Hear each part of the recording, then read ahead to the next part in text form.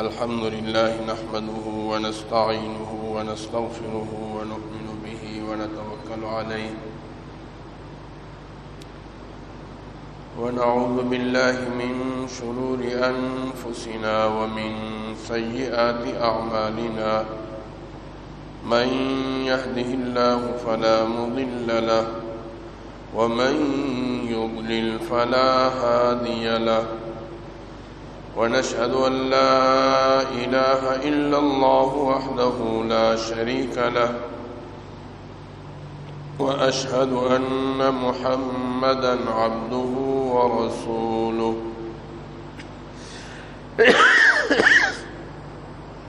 أما بعد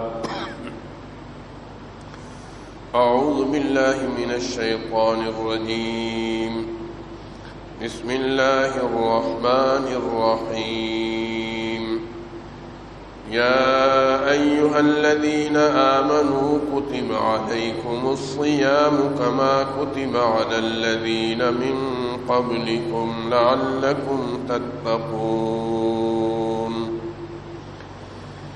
أياما معدودات فمن كان منكم مريضا أو على سفر فعدة من أيام أخر وعلى الذين يطيقونه فدية طعام مسكين فمن تطوع خيرا فهو خير له وأن تصوموا خير لكم إن كنتم تعلمون شهر رمضان الذي أنزل فيه القرآن هدى للناس وبينات من الهدى والفرقان فمن شهد منكم الشهر فليصم ومن كان مريضا أو على سفر فعدة من أيام أخر يريد الله بكم اليسر ولا يريد بكم العسر ولتكملوا العدة ولتكبروا الله على ما هداكم ولعلكم تشكرون وإذا سألك عبادي عني فإني قريب أجيب دعوة الداع إذا دعاني فليستجيبوا لي وليؤمنوا بي لعلهم يرشدون وقال النبي صلى الله تعالى عليه وسلم من صام رمضان إيمانا واحتسابا غفر له ما تقدم من ذنبه ومن قام رمضان إيمانا واحتسابا غفر له ما تقدم من ذنبه ومن قام ليلة القدر إيمانا واحتسابا غفر له ما تقدم من ذنبه صدق الله العلي العظيم وصدق رسوله النبي الكريم ونحن على ذلك لمن الشاهدين والشاكرين والحمد لله رب العالمین۔ محترم بزرگوں، بھائیوں اور عزیز دوستوں، رمضان المبارک کی آمد ہے۔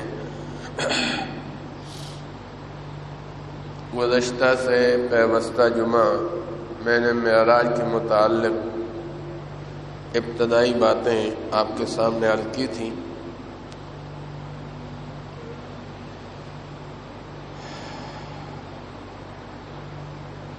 حقیقت یہ ہے کہ اللہ تعالیٰ کہ ہاں جو روحانی نعمتیں اعلیٰ سے اعلیٰ ہیں وہ اللہ تبارک و تعالی نے اس امت کو عطا فرمائی ہے۔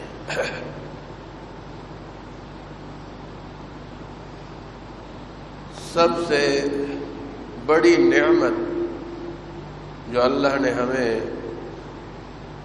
نصیب فرمائی وہ حضور اکرم صلی اللہ علیہ وسلم کی ذات ہے کہ ہم سب کو اللہ تعالیٰ نے حضور صلی اللہ علیہ وسلم کا امتی بنایا۔ اس پر جتنا بھی شکر ادا کرے کم ہے۔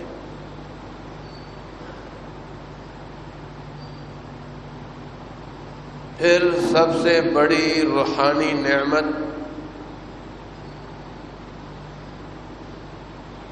خود اللہ تبارک و تعالیٰ کا کلام ہے، قرآن کریم ہے، جو اللہ نے اس دنیا میں بھیجا ہے۔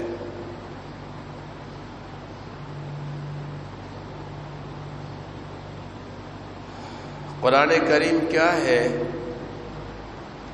یوں سمجھو کہ خود اللہ تعالیٰ اپنے بندوں سے ہم کلام ہو رہے ہیں۔ اللہ تعالیٰ اپنے بندوں سے قرآن کریم کے ذریعے خود ہم کلام ہو رہے ہیں۔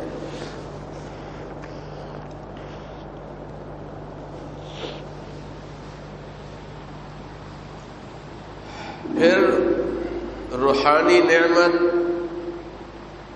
اللہ تبارک و تعالی نے ہمیں روزے کی صورت میں عطا فرمائی ہے، رمضان المبارک۔ یہ بھی اللہ تعالیٰ کی بہت بڑی روحانی نعمت ہے، بہت بڑی۔ پھر اللہ تعالیٰ نے رمضان المبارک میں لیلۃ القدر ہمیں نصیب فرمائی،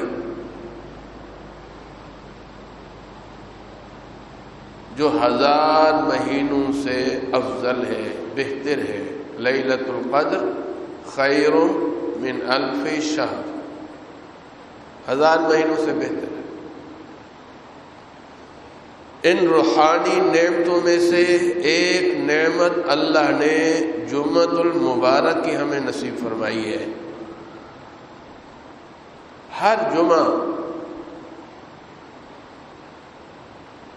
ہفتے میں ایک دن اللہ نے ہمیں یہ عطا فرمایا جو تمام دنوں کا سردار ہے، اور اس جمعے کے دن ایک گھڑی ہوتی ہے کہ جس میں اللہ تعالیٰ دعا کو قبول فرماتے ہیں۔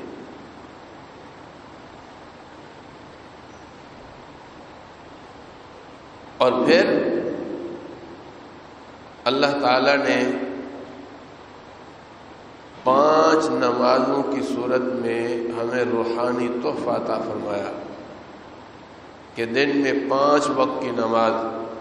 حضور صلی اللہ علیہ وسلم معراج پر جب تشریف لے گئے تو وہاں سے جو قیمتی تحفہ لائے، 3 تحفے تھے۔ ایک تو یہ خوشخبری کہ جو موحد ہوگا، اللہ کی توحید کا قائل ہوگا اور اللہ کے ساتھ کسی کو اس نے شریک نہیں کیا ہوگا، اللہ اس کو جنت عطا فرمائیں گے۔ یہ کتنا بڑا تحفہ ہے۔ اور دوسرا 5 نمازوں کا تحفہ۔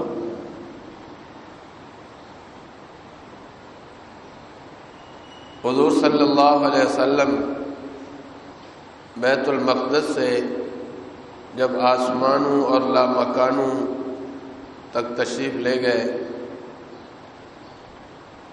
جبرائیل علیہ السلام تو راستے میں رک گئے۔ آگے حضور صلی اللہ علیہ وسلم کی ذات تھی، اللہ سے ملاقات بھی ہوئی، آپ نے جنت کو بھی دیکھا، جہنم کو بھی دیکھا، کون سے اعمال ہیں جو انسانوں کو جنت میں لے جاتے ہیں۔ اور کون سے اعمال ہیں جو انسان کو جہنم میں لے جاتے ہیں، یہ حضور صلی اللہ علیہ وسلم خود دیکھ کر آئے۔ اللہ کے دربار میں جب پہنچے، یہ جو ہم تشہد پڑھتے ہیں یہ اس معراج کی یادگار ہے۔ حضور صلی اللہ علیہ وسلم نے اللہ کے سامنے جو چیز پیش کی، التحیات للہ والصلوات والطیبات، کہ تمام قولی باتیں اللہ کے لیے، تمام بدنی عبادتیں اللہ کے لیے، تمام مالی عبادتیں اللہ کے لیے۔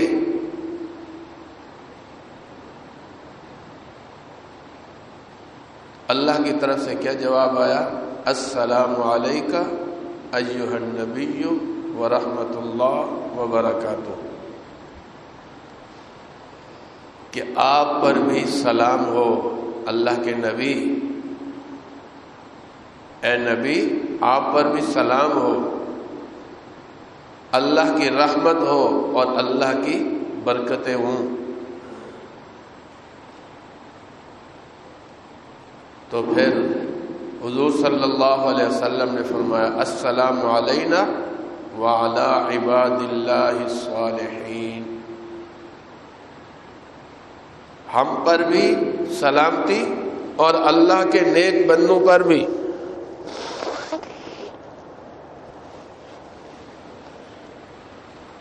اللہ کے نیک بندوں پر بھی سلامتی۔ جتنے نمازی لوگ ہیں نا، نماز پڑھنے والے، یہ اس دعا کے مستحق بنتے ہیں۔ جو بھی کوئی نیکی کا کام کر رہا ہے اور اللہ کے ہاں اس کی نیکی قبول ہے، وہ میری اور آپ کی دعا میں شامل ہے۔ السلام علینا وعلی عباد اللہ الصالحین، کہ ہم پر سلامتی ہو اور اللہ کے نیک بندوں پر بھی سلامتی ہو۔ جبرائیل علیہ السلام نے جب یہ سنا تو اشہد ان لا الہ الا اللہ واشہد ان محمدا عبدہ ورسولہ، میں گواہی دیتا ہوں کہ اللہ کے علاوہ کوئی معبود نہیں، میں گواہی دیتا ہوں کہ بے شک محمد صلی اللہ علیہ وسلم اللہ کے بندے اور اس کے رسول ہیں۔ یہ جو ہم تشہد میں پڑھتے ہیں یہ اس معراج کی رات کی یادگار ہے۔ تو دوسرا تحفہ یہ 5 نمازوں کا ہے۔ حدیث میں آتا ہے اللہ نے 50 نمازیں فرمائی تھی، تو چھٹے آسمان پر حضرت موسیٰ علیہ السلام سے ملاقات ہوئی، کیا تحفہ ملا؟ بتلایا مجھے نمازوں کا تحفہ ملا ہے۔ کتنی؟ کہا 50۔ کہا میں دنیا میں رہ کر آیا ہوں، اس سے کم نمازیں میری امت پر فرض کی گئی تھیں، انہوں نے ان کو صحیح معنوں میں ادا نہیں کیا، تو یہ 50 نمازیں آپ لے کے جا رہے ہیں، وہ تو ادا نہیں کریں گے، مشکل ہوگی، جاؤ اللہ سے تخفیف کرا کے آؤ۔ 2 روایتیں ہیں، ایک روایت یہ ہے کہ 5 نمازیں کم ہوئیں، اور ایک یہ ہے کہ 10 نمازیں کم ہوئیں، اخیر میں 5 نمازیں رہ گئیں۔ تو حضرت موسیٰ علیہ السلام نے پھر بھی فرمایا جاؤ کچھ تخفیف کرا کے لاؤ، تو حضور صلی اللہ علیہ وسلم نے فرمایا اب مجھے حیا آتی ہے، اور اللہ کی طرف سے یہ وحی ہوئی کہ آپ کی امت 5 نمازیں پڑھے گی لیکن ہم ثواب 50 کا لکھیں گے۔ ما يبدل القول لدي وما انا بظلام للعبید، ہماری طرف سے فیصلے میں کوئی تبدیلی نہیں کی جاتی، اور میں بندوں پر ظلم کرنے والا نہیں ہوں۔ کیا مانا؟ 50 کہی تھی، ثواب 50 کا ملے گا، لیکن پڑھیں 5۔ سبحان اللہ، یہ تحفہ ہے معراج کا، یہ تحفہ ہے معراج کا۔ اور تیسرا تحفہ کہتے ہیں سورۃ البقرہ کی آخری 2 آیات، آمن الرسول بما انزل الیہ من ربہ والمؤمنون، آخر تک۔ یہ 3 تحفے حضور صلی اللہ علیہ وسلم اللہ تعالیٰ کی جانب سے لائے ہیں، یہ روحانی نعمت ہے۔ آدمی نماز کیا پڑھتا ہے؟ نماز گویا اللہ سے ملاقات ہے۔ کبھی اس کو آدمی بوجھ نہ سمجھے، نماز اللہ سے ملاقات ہے۔ شاہی آداب، ہمارا تکبیر تحریمہ کہنا، اللہ اکبر جب ہم نے کہا گویا دنیا سے ہم بالکل منقطع ہو گئے، بڑے دربار میں آ گئے ہیں، اللہ کے دربار میں آئے ہیں، احکم الحاکمین کے دربار میں، اور زبان سے ہم نے کہہ دیا اللہ اکبر۔ جب یہ کہا، اس کو تکبیر تحریمہ کے باقی ساری چیزیں اب ممنوع۔ بڑے کی دربار میں آ گئے، بڑے کے علاوہ کسی سے بات نہیں کر سکتے، بڑے کے علاوہ کسی کی طرف متوجہ نہیں ہو سکتے، اس بڑے کے علاوہ دوسرے کاموں میں مشغول نہیں ہو سکتے، نہ کھانے میں نہ پینے میں۔ اب اللہ کی دربار میں ہے اور اللہ تعالیٰ کی تعریف ہم کر رہے ہیں، ثنا،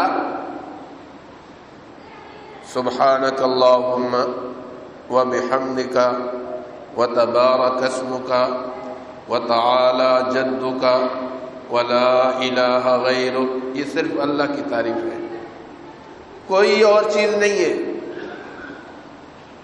اے اللہ آپ کی ذات پاک ہے، اے اللہ آپ ہی کے لیے حمد ہے، ہم آپ کی تعریف کرتے ہیں۔ آپ کا نام بہت بابرکت بھی ہے، بہت اونچا بھی ہے جی، اور آپ کے علاوہ کوئی معبود نہیں۔ کتنا اخلاص ہے، توحید ہے۔ پھر الحمدللہ رب العالمین، یہ بھی تعریف ہے اللہ کی کہ تمام تعریفیں اللہ کے لیے جو عالمین کا پالنے والا ہے۔ آپ ترجمے کو دیکھیں، کسی اور طرف توجہ جاتی ہی نہیں، تمام جہانوں کا خالق اللہ رب العالمین، تمام جہانوں کا پالنے والا، الرحمن الرحیم، بے حد مہربان۔ ایک ایک لفظ میں چاشنی ہے۔ یہ مہربان نہیں ہے کہ کتنی ہم غلطیاں کرتے ہیں، کھانا پھر بھی مل رہا ہے، کھاتے ہیں حلق سے نیچے بھی چلا جاتا ہے، ہضم بھی ہو جاتا ہے جی، آنکھوں کی بصارت بھی محفوظ ہے، کانوں کی سماعت بھی محفوظ ہے۔ یہ رحمان کی صفت ہے، اللہ کی صفت رحمان کا اظہار ہے۔ مہربان ہی مہربان ہے۔ ماں اور باپ اتنے مہربان نہیں جتنا اللہ مہربان ہے۔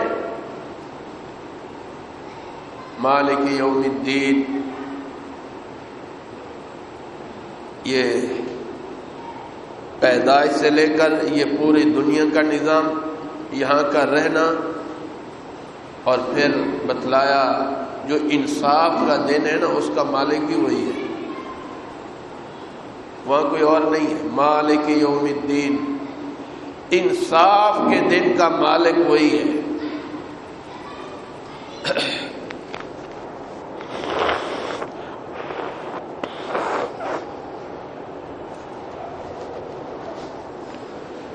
میرے بھائیوں، یہاں بھی عدالتیں ہیں، یہ بھی اللہ کی صفت عدل کا اظہار ہے اس دنیا میں، لیکن یہاں صحیح طور پر صحیح معنوں میں انصاف نہیں ہو سکتا. صحیح معنوں میں انصاف قیامت کے دن ہوگا. ظالم، مظلوم، غاصب، مغصوب، اور حتیٰ کہ حدیث میں آتا ہے سینگ والی بکری اگر بغیر سینگ والی کو اس نے سر بھی مارا ہوگا، اللہ دونوں کو پیدا کریں گے، اس کا بدلہ دلا کر پھر ان کو ختم کریں گے. اتنا باریک انصاف وہاں ہوگا. ایاک نعبد، اے اللہ ہم خالص آپ کی عبادت کرتے ہیں. خالص، یہ ہم نماز میں اللہ سے کہہ رہے ہوتے ہیں. شروع میں کہا، ثنا میں بھی لا الہ غیرک، اے اللہ آپ کے علاوہ کوئی معبود نہیں. تعریف بھی آپ کی، پاکیزگی بھی آپ کی، حمد بھی آپ کی. آپ ہی برکتوں والے، آپ ہی اونچی شان والے، آپ کے علاوہ کوئی معبود نہیں. اور یہ تعریف اللہ کی ہو رہی ہے. الحمدللہ رب العالمین الرحمن الرحیم مالک یوم الدین. پھر دوہرا رہے ایاک نعبد، اے اللہ خالص ہم آپ کی عبادت کرتے ہیں. خالص. دیکھیے عربی گرامر میں نعبد ایاک یہ عبارت ہے. فعل پہلے، پھر فاعل، پھر مفعول، کہ ہم آپ کی عبادت کرتے ہیں. لیکن حصر پیدا کرنے کے لیے، اختصاص پیدا کرنے کے لیے، ایک ہی جہت کو متعین کرنے کے لیے اللہ نے مفعول پہلے ذکر کر دیا، ایاک نعبد. خالص ہم آپ کی عبادت کرتے ہیں. یہ دل پہ آپ لفظ کو لے جائیں، آپ کو مزہ آئے گا. کسی اور کی عبادت نہیں، خالص آپ کی عبادت.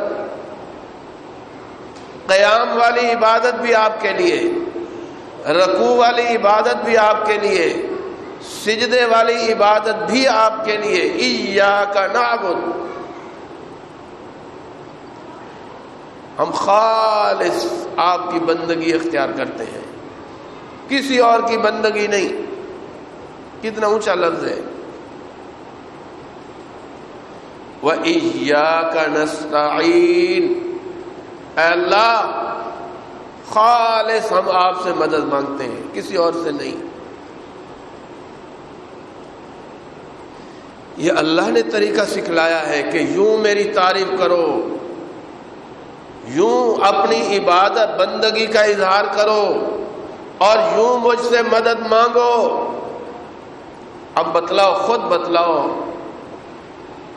ما فوق الاسباب، ایک ہے اسباب کے درجے میں دنیا کا اسباب، اس میں تو اللہ نے ہمیں ایک دوسرے کے ساتھ جوڑا ہے.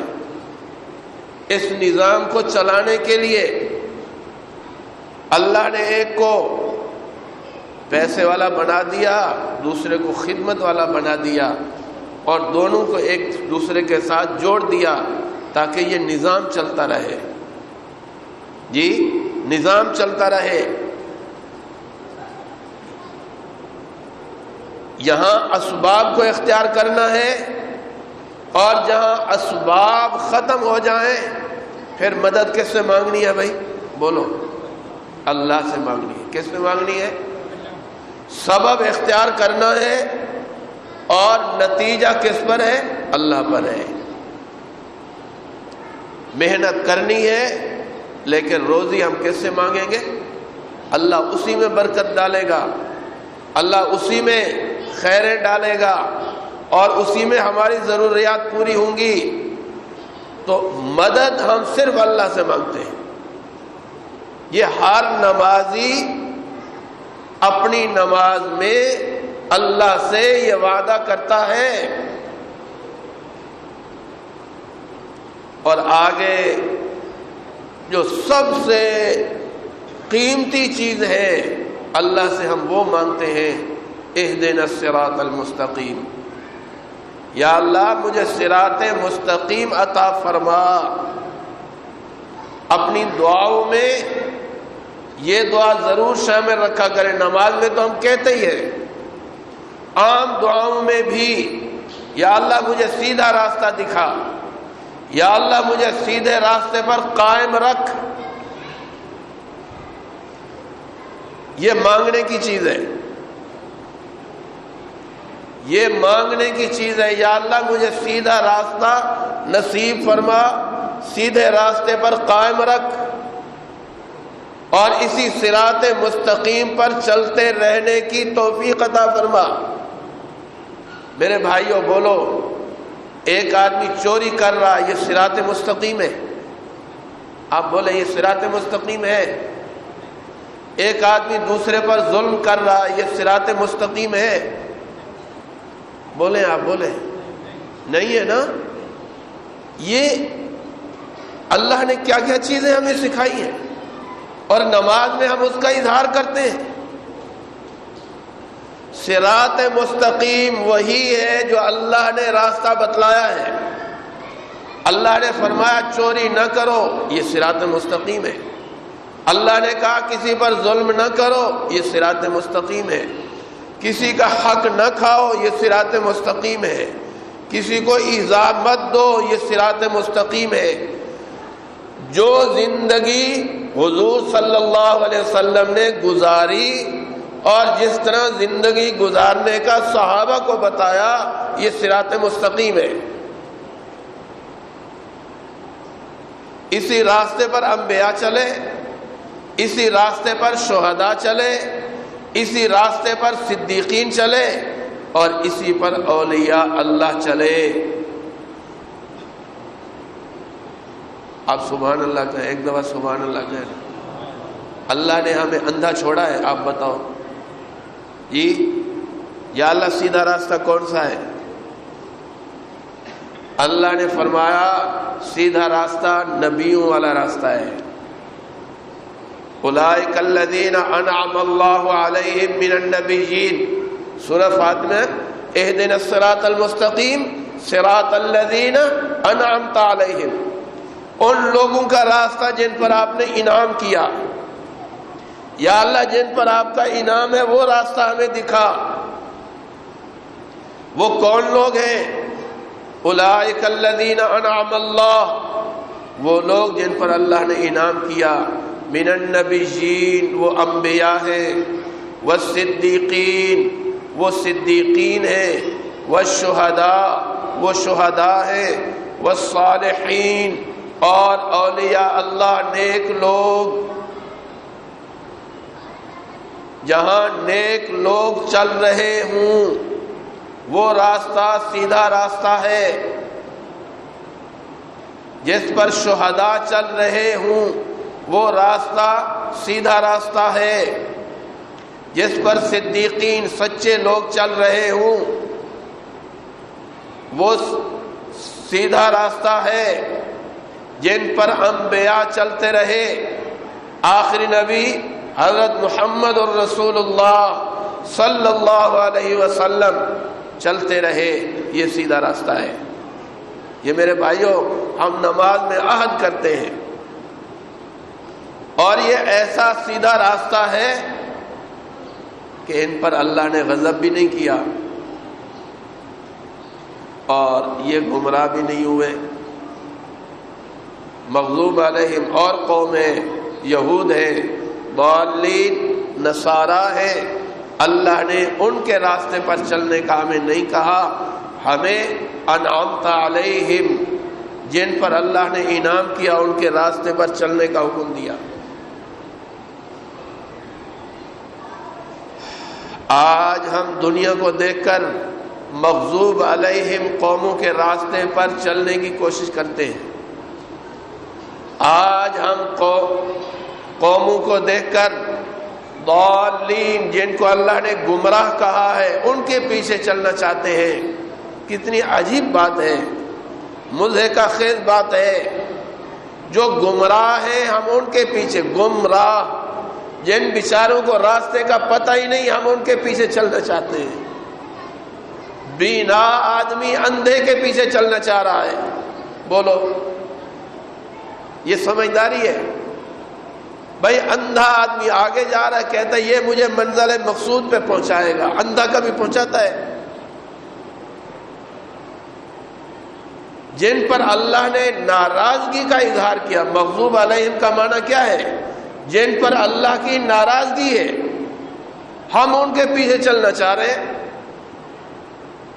نہیں، یہ صراط مستقیم نہیں ہے، یہ سیدھا راستہ نہیں ہے. سیدھا راستہ اللہ نے واضح کر دیا، اس راستے پر چلو. میرے بھائیو ہم زیادہ اوپر نہیں جاتے، فلسفوں میں نہیں جاتے، اپنے معاشرے میں ہم دیکھنا چاہتے ہیں. ہم گھر میں صراط مستقیم پر چلنے کی کوشش کرتے ہیں نہیں. میرا بیٹا نماز نہ پڑھے، آپ بتاؤ یہ صراط مستقیم ہے؟ بولو بھائی. میری بیٹی نماز نہ پڑھے، یہ صراط مستقیم ہے؟ روزہ نہ رکھے، یہ صراط مستقیم ہے؟ جی حلال اور حرام کا فرق نہ کرے، یہ صراط مستقیم ہے؟ سود اور غیر سود میں فرق نہ کرے، یہ صراط مستقیم ہے؟ ہم اپنے ساتھ کیا کرنا چاہ رہے ہیں؟ چھوڑ دیں دوسری باتوں کو. ہم جو اپنی زبان سے اور نماز کی ہر رکعت میں اللہ سے عہد کر رہے ہوتے ہیں، ہم اس عہد کی پاسداری نہیں کر رہے. بس بات بیچ میں آ گئی. تو میں یاد کر رہا تھا اللہ نے روحانی نعمتیں جتنی عطا فرمائی ہے نا، جو اعلیٰ نعمتیں ہیں وہ اللہ نے اس امت کو عطا فرمائی ہے. الحمدللہ. آپ کہیں الحمدللہ. میرے بھائیوں نماز، روزہ، زکوٰۃ، حج، یہ کیا چیزیں ہیں؟ یہ ساری چیزیں اللہ کے قریب کرنے والی ہیں. اللہ کے ساتھ محبت کرنے کا اظہار ہے، اللہ کی رضا کے حصول کا ذریعہ ہے. ہم یہ ساری تگ و دو کیوں کرتے ہیں؟ یہ ساری محنت کیوں کرتے ہیں؟ اس لیے کرتے ہیں کہ ہمارا رب راضی ہو جائے. کس لیے کرتے ہیں بھائی؟ بولو. ہمارا رب کیا ہو جائے؟ راضی ہو جائے. اور جب رب راضی ہو جائے، جب مولا راضی ہو جائے، جی جب مولا راضی ہو جائے، پھر میرے بھائیوں ہمیں کسی اور کی ضرورت نہیں ہے. جی پھر اللہ کی معیت، اللہ کی محبت اور اللہ کے شفقتیں، برکتیں، رحمتیں ایسے ہی لوگوں پر نازل ہوتی ہیں.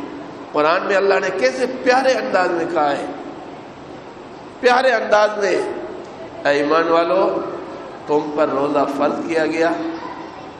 یہ مت سمجھو صرف تم پر فرض کیا گیا، تم سے پہلے لوگوں پر بھی فرض کیا گیا. کیوں ہم نے فرض کیا؟ لعلکم تتقون، تاکہ تم متقی بن جاؤ، تاکہ تم متقی بنو، پرہیزگار بنو، اللہ کے قریب ہو جاؤ، اللہ کے قریب ہو جاؤ. یہ مولا کی مرضی ہے نا. مولا نے کہا کھاؤ نہیں، ہم نے کہا ٹھیک ہے. مولا نے کہا پیو نہیں، ہم نے کہا ٹھیک ہے. مولا نے کہا کہ بھائی ٹھیک ہے تمہاری بیوی اور تمہیں اجازت ہے، حلال ہے، لیکن چھوڑ دو ہمارے لیے. ہم نے کہا چھوڑ دیا. ہے نہیں؟ یہ محبت کا اظہار ہے. بتلانا یہ ہے ہمارا رب ہمیں جو حکم کرے آمنا و صدقنا، ہم نے اس کو ماننا ہے. سمعنا وأطعنا، ہم نے سنا اور ہم نے مان لیا، اسی پر عمل کریں گے۔ تو میرے بھائیوں، یہ اللہ نے اوقات، یہ عبادات جو اللہ نے اپنی بڑی بڑی روحانی نعمتیں عطا فرمائی ہیں، یہ اللہ کی محبت کا اظہار ہے، اور اللہ یہ کہنا چاہتے ہیں میرے بندے میرے قریب ہو جائیں، اور جو لغزشیں، جو یہاں کی کثافتیں ان پر آ گئی ہیں وہ ختم ہو جائیں، اور پاک صاف ہو کر میرے پاس آئیں اور سیدھے جنت میں چلے جائیں۔ حدیث میں آتا ہے یہ جو لوگ روزہ رکھتے ہیں نا، ان کے لیے جنت کا داخلہ باب الریان، ریان ایک جنت کا دروازہ ہے، اس سے ان کا داخلہ ہوگا۔ ریان کا معنی ہوتا ہے سیرابی والا، سیراب یعنی کیا کہتے ہیں، پانی سے آدمی بالکل اپنے آپ کو بھر لے، سیراب ہو جائے، میں سیراب ہو گیا جی، یعنی پانی کی حاجت چاہت سب ختم۔ یہاں پیاس سے رہیں گے، کھانے سے دور رہیں گے، خواہشات سے دور رہیں گے، اللہ جنت میں باب الریان کا داخلہ نصیب کرے گا، اور یہاں سے صرف روزے دار داخل ہوں گے، روزے داروں کے علاوہ کوئی بھی داخل نہیں ہوگا۔ باقی انشاءاللہ پھر عرض کریں گے، اللہ ہمیں یہ رمضان نصیب فرمائے۔ حضور صلی اللہ علیہ وسلم 3 مہینے پہلے رمضان کا انتظار کرتے تھے جی، تو یہ رمضان بہت اونچی اللہ کی عبادت کا مہینہ ہے، قرآن کا مہینہ ہے، ٹھیک ہے، یہ آگے تفصیلات پھر عرض کریں گے۔ تو اللہ اس کی برکتیں ہمیں نصیب فرمائے، روزہ رکھنا اللہ ہمیں نصیب فرمائے، قرآن پڑھنا اللہ ہمیں نصیب فرمائے، دعائیں مانگنا اللہ ہمیں نصیب فرمائے جی، رات کا قیام بھی اللہ ہمیں نصیب فرمائے۔ یہ ساری چیزیں اس رمضان میں کی جاتی ہیں، اور اللہ ہمیں کرنے کی توفیق عطا فرمائے۔ باقی انشاءاللہ پھر وآخر دعوانا ان الحمدللہ۔